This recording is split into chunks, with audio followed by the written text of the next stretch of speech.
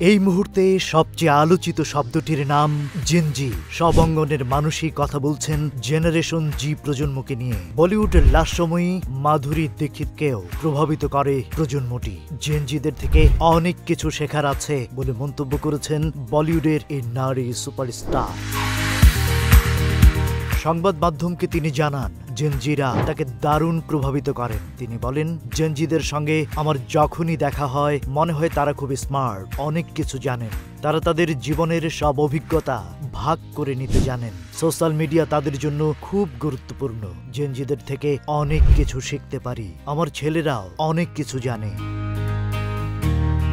তাদের সঙ্গে কাজ করা প্রসঙ্গে অভিনেত্রীর ভাষ্য, নতুনদের সঙ্গে কাজ করা মানে নতুন অভিজ্ঞতা আর নতুন কিছু শেখা। আমি মনে করি এই প্রজন্মের অভিনেতারা কাজের প্রতি দারুণ নিবেদিত আর নিয়মানুবর্তিতার মধ্যে থাকে। সময়কে ওরা খুব সুন্দরভাবে ম্যানেজ করতে পারে। মাধুরী জানান, একটা সময় ছিল আমরা যখন পর্দায় শুধু সৌন্দর্য বৃদ্ধি করার জন্য থাকতাম।